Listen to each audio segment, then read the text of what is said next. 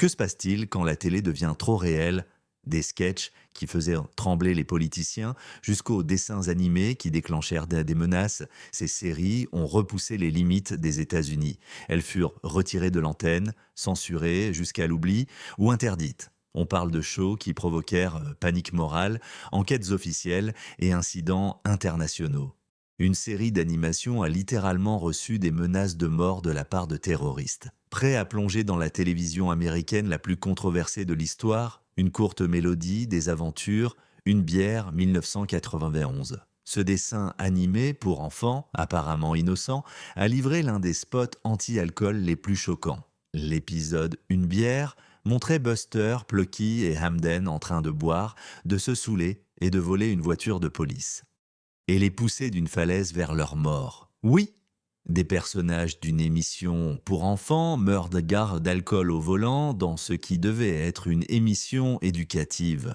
L'épisode fut retiré aussitôt de la syndication et interdit de diffusion aux États-Unis. Ce qui a rendu les censeurs fous n'était pas seulement l'alcool, mais montrer des dessins animés mourant vraiment.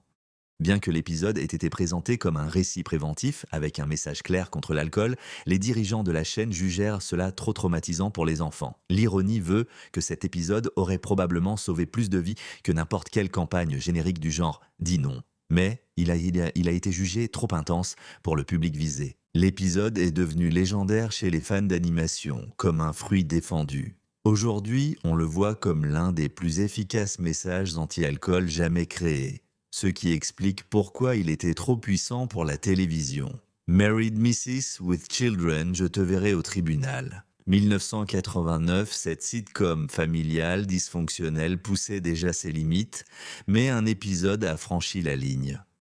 Je vous verrai au tribunal. Dans l'épisode, Al et Peg Bundy découvrent avoir été filmés sur une sextape lors d'un séjour à l'hôtel. L'épisode traitait d'enregistrements non consentants et de voyeurisme et mettait les cadres du réseau mal à l'aise. Il fut interdit à la télé américaine 13 ans et ne fut diffusé qu'en 2002 sur des rediffusions par câble. Ce qui rendait cela vraiment controversé n'était pas seulement le contenu sexuel. C'était la façon dont l'émission traitait les atteintes à la vie privée et l'exploitation. L'épisode a été jugé trop adulte et problématique pour diffusion. Les censeurs craignaient les poursuites et les plaintes de groupes de familles qui visaient déjà l'émission pour son humour grossier. Longtemps vu comme un épisode perdu de la série, il a finalement été diffusé lors des rediffusions sur FX. La bande en a fait l'un des épisodes les plus prisés de l'histoire des sitcoms. Aujourd'hui, il paraît bien plus sage que ce qui passe à la TV, montrant combien les normes ont évolué. Trois amis, cet épisode où Rachel parle d'un aéroport, même la sitcom américaine la plus aimée n'était pas épargnée par la censure. La version post-11 septembre de cet épisode a dû être entièrement tournée de nouveau, car l'original contenait des blagues sur des bombes dans les aéroports. Chandler fait plusieurs allusions à des bombes lors du passage au contrôle de sécurité de l'aéroport. On le considère comme le sarcasme typique de Chandler plutôt que comme une menace terroriste. Compte tenu des événements du 11 septembre et des mesures de sécurité aérienne mises en place ensuite, NBC n'a pas trouvé cet humour approprié pour son public. Des scènes ont été retirées de la série et une nouvelle version a été diffusée. Ce qui est fascinant, c'est que la version non éditée a été diffusée à l'international, montrant comment les sensibilités américaines différaient de celles du reste du monde. Les blagues originales sur les bombes étaient hilarantes à l'étranger, mais susceptibles de déclencher des traumatismes chez les publics américains.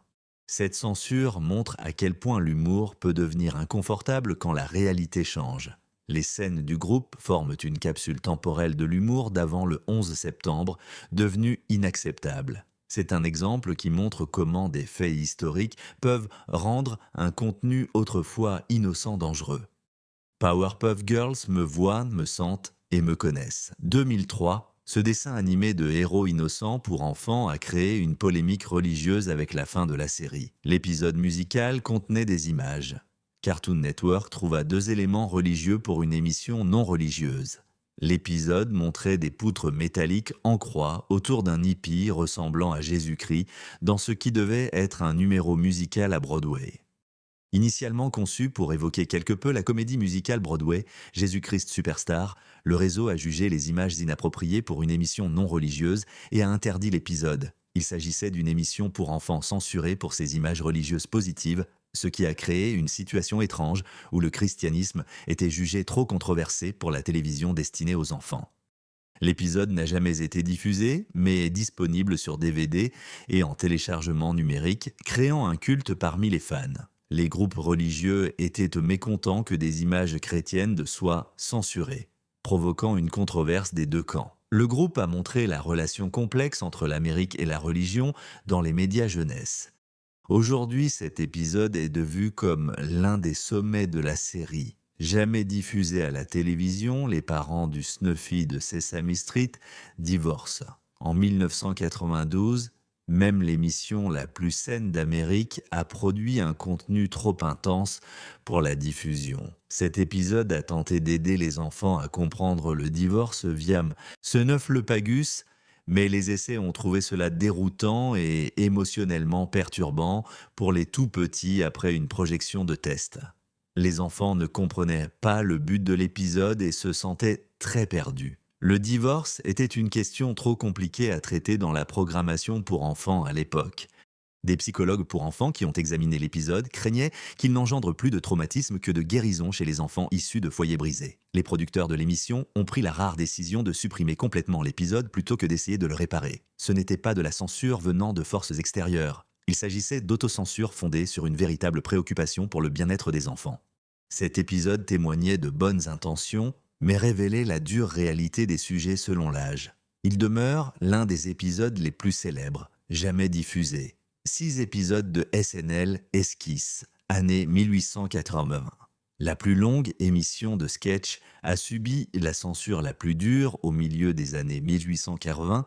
Le réseau en eut assez de se battre avec les auteurs. Ce qui avait commencé comme des négociations sur le contenu s'est transformé en rejet pur et simple de segments entiers. Chaque semaine, 4 à 5 sketchs proposés étaient retirés du script avant même qu'ils puissent être filmés. Certains sketchs ont été mis au veto même après avoir été diffusés en direct à la télévision. Vers le milieu des années 1980, les censeurs m'entouraient. Plus de négociations. Ils disent non. Les auteurs ont repoussé les bornes sur tout, de la politique au sexe et à la drogue. Les normes du réseau ont sévèrement réprimé, comme jamais. Des sketchs célèbres interdits incluaient des parodies de politiciens et d'actualités polémiques, tout ce qui était jugé trop explicite sexuellement en prime time. Les combats de censure font partie du folklore de SNL, les acteurs se moquent du service des normes à l'antenne. Cette période force l'émission à être plus créative et pousser les limites, en restant dans les directives du réseau et du réseau. La censure rend SNL plus rebelle et nouveau dans sa façon d'aborder 7 sujets tabous. Pokémon Soldat électrique Pogon, 1997. Cet épisode a provoqué l'une des censures les plus spectaculaires de l'histoire télévisuelle. Une séquence où Pikachu lance une attaque éclair a provoqué des flashs rouges et bleus qui déclenchèrent des convulsions chez des centaines de téléspectateurs japonais. L'épisode fut immédiatement interdit dans le monde entier et ne fut pas diffusé aux États-Unis, bien qu'il fasse partie de la série Pokémon régulière. Plusieurs centaines de spectateurs ont éprouvé des nausées, des vertiges, des maux de tête, voire des convulsions à cause des lumières qui clignotaient rapidement. L'incident a fait les titres internationaux et a déclenché une panique sur la sécurité des programmes d'animation. Des réseaux américains ont interdit l'épisode avant sa diffusion, craignant des poursuites et des urgences médicales. Ce n'était pas de la censure du contenu, John. Il s'agissait d'une véritable préoccupation de santé publique concernant les effets physiques de la télévision. L'incident d'épilepsie lié à Pokémon a entraîné des changements à l'échelle de l'industrie dans la façon dont les studios d'animation gèrent les lumières clignotantes et les changements rapides de couleurs. Cela est devenu une mise en garde contre les dangers inattendus des médias visuels. L'épisode demeure l'une des productions les plus notoires de la télévision du groupe. Non pas pour être offensant, mais pour être littéralement nuisible aux téléspectateurs. 8. Buffy contre les vampires, Earshot 1999. Ce drame surnaturel se déroulant dans un lycée a eu un épisode reporté indéfiniment en raison d'un contexte réel horrifique. Earshot présentait une histoire sur une fusillade potentielle avec un élève chargeant un fusil sur le campus. L'épisode devait passer peu après Columbine. L'épisode a été interdit car il montrait un lycéen chargeant un fusil, ce qui ressemblait à une fusillade planifiée. Directeurs de chaîne ont pris une décision sans précédent. Retirer l'épisode entièrement plutôt que de diffuser un contenu qui exploiterait une tragédie nationale. Ce qui était douloureux, C'était que l'épisode parlait de l'isolement des adolescents et de la santé mentale et aurait aidé les spectateurs à surmonter le traumatisme. La censure a mis en évidence à quel point un contenu fictionnel peut devenir insupportable lorsque la réalité devient trop similaire. L'épisode a finalement été diffusé des mois plus tard, mais il a perdu une grande partie de son impact en raison de la diffusion tardive. Cet incident a montré comment des événements du monde réel peuvent instantanément faire paraître un contenu auparavant acceptable comme exploitatif et nuisible. 9 Family Guy, terme d'affection partielle. En 2010, la comédie d'animation controversée de Seth MacFarlane. J'ai enfin trouvé un sujet trop sensible pour la télévision en clair. L'avortement. L'épisode montre Loïs qui accepte d'être une mère porteuse, puis fait face à la décision de continuer la grossesse après le décès des parents destinataires dans un accident de voiture. L'épisode devait figurer dans la 8e saison, mais Fox a exprimé des réserves car le thème de l'avortement était central. Il s'agissait d'une controverse idéologique et les réseaux craignaient les boycotts publicitaires et plaintes des stations affiliées. L'épisode est sorti en DVD et a été diffusé sur BBC 3, montrant que la télévision américaine restait plus conservatrice que les marchés mondiaux. Ce qui fut remarquable, c'était que Family Guy avait déjà abordé tous les tabous imaginables, de la religion à la sexualité et à la violence. L'avortement fut le seul sujet que même l'émission animée, la plus audacieuse, ne pouvait aborder à la télévision américaine. L'interdiction a mis en lumière la sensibilité politique autour des droits reproductifs dans les médias américains. Dead Cow and Chicken Buffalo Gals 1997. Cette émission étrange de Cartoon Network a suscité une controverse LGBTQ+, inattendue lorsque fut diffusé un épisode sur un gang de motards. Les Buffalo Gals y étaient décrites comme des femmes masculines qui entraient dans des maisons pour mâcher de la moquette et dévorer des tapis. Des euphémismes que les adultes repéraient immédiatement, mais que les enfants ne comprenaient pas. Cet épisode a été jugé trop inapproprié pour le programme pour enfants et interdit à rediffusion. Ce qui avait commencé comme un humour adulte caché dans une émission pour enfants est devenu un sujet de débat sur LGBTQ+, chez les enfants. Groupe conservateur condamne l'épisode pour thème sexuel chez les enfants. Alors que les défenseurs de la communauté LGBTQ+, critiquent les stéréotypes négatifs visant les femmes à l'allure masculine, la controverse a montré que même un contenu à caractère adulte involontaire pouvait causer d'importants problèmes pour la programmation destinée aux enfants. Cartoon Network a fait face à des pressions de la part des annonceurs et des groupes de parents pour retirer complètement l'épisode. Le groupe a mis en évidence les guerres culturelles en cours sur ce qui est approprié pour les enfants et sur qui décide aujourd'hui. L'épisode est de considérer comme un objet marquant des attitudes des années 90 sur le genre et la sexualité. 11 Playhouse, 90, Le jugement de Nuremberg, 1959. Cette anthologie a été confrontée à une censure commerciale qui semble impensable aujourd'hui. Le drame d'après-guerre sur les crimes nazis a dû supprimer toute mention des chambres à gaz, car le sponsor était l'Association américaine du gaz. Oui, un fournisseur d'énergie a censuré l'enseignement sur l'Holocauste, car cela nuirait à ses profits. Cela montre une censure motivée surtout par l'argent. L'Association américaine du gaz ne voulait pas que son produit soit lié au génocide, peu importe le contexte. Ce genre de censure sponsorisée était courant à la télévision. Aujourd'hui, cela paraît absurde. Cet incident a montré comment les intérêts commerciaux pouvaient l'emporter sur le contenu artistique et éducatif au début de la télévision. Les scénaristes et producteurs devaient se naviguer selon les normes des réseaux, mais aussi selon les sensibilités de l'entreprise qui payait les publicités. La censure de l'enseignement sur l'Holocauste pour des raisons corporatives est devenue un symbole de la commercialisation précoce de la télévision.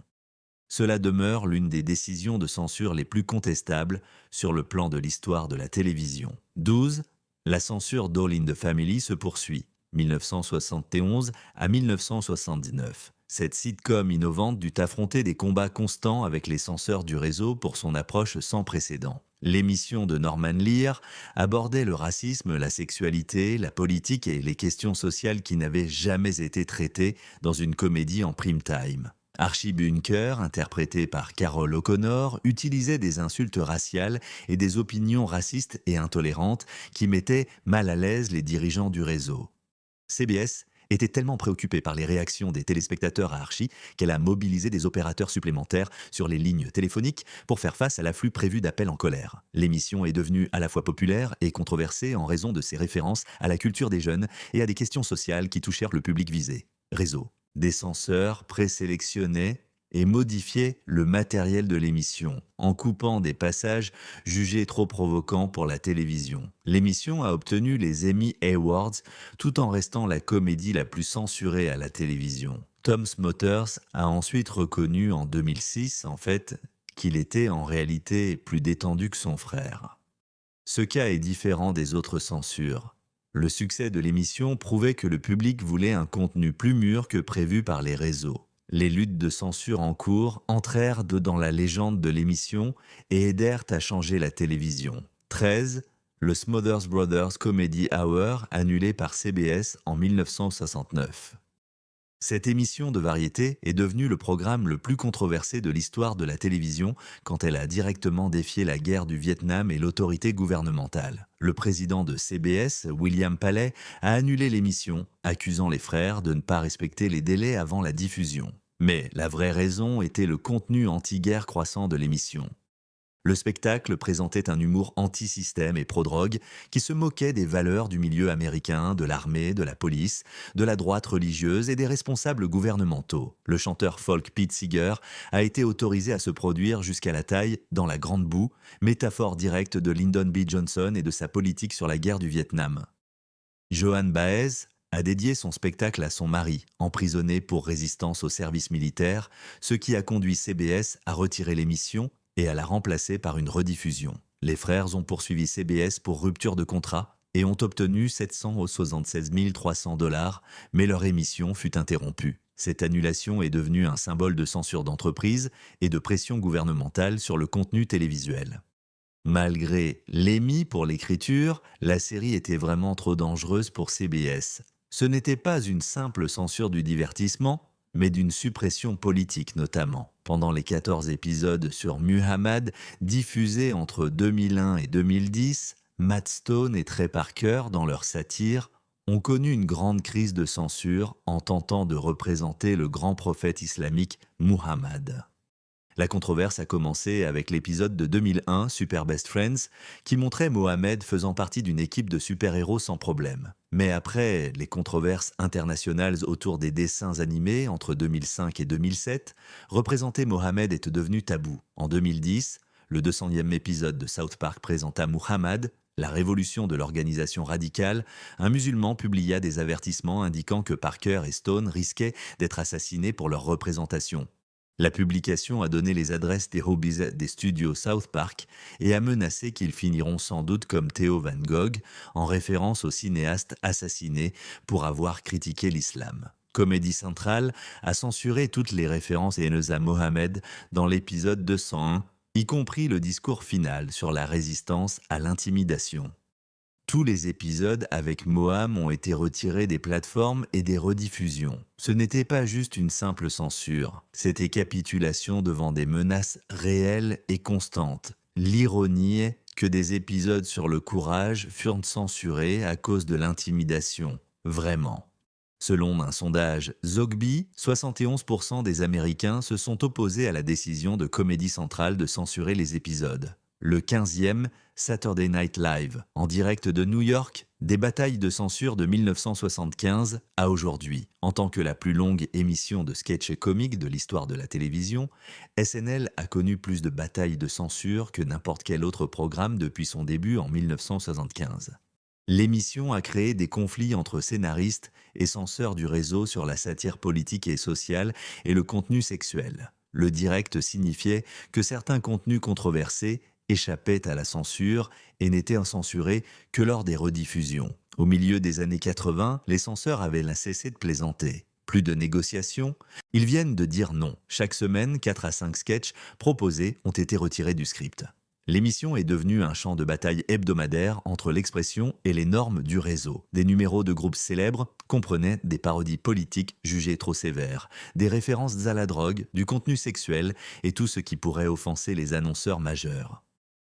La censure s'étendit au-delà des croquis, choix d'hôtes, invités musicaux et parodies commerciales. Ce qui rendait le SNL unique était sa capacité à se moquer du procès de censure, des acteurs se moquant des normes et usages à l'antenne. Le succès montrait que le public voulait un contenu provocateur que les réseaux acceptaient. Les 5 décennies de bataille contre la censure menée par SNL représentent la lutte continue entre la liberté artistique et le contrôle des entreprises sur la télévision américaine, des menaces terroristes à la pression gouvernementale en passant par la censure d'entreprises. Ces émissions ont poussé les limites de l'Amérique jusqu'à ce que quelque chose cède. Laquelle de ces séries interdites vous a le plus choqué? Et pensez-vous que les censeurs protégeaient la société ou n'étaient que des lâches? Et surtout, à l'ère actuelle des cancel culture et indignation sur les réseaux, sommes-nous plus libres ou non qu'avant ces bancs? Allons-nous vers une nouvelle ère de censure télévisuelle ou avons-nous enfin compris que l'art doit nous provoquer et nous bouleverser? Dis-moi quel programme interdit est allé trop loin ou crois-tu qu'ils n'ont pas été assez loin?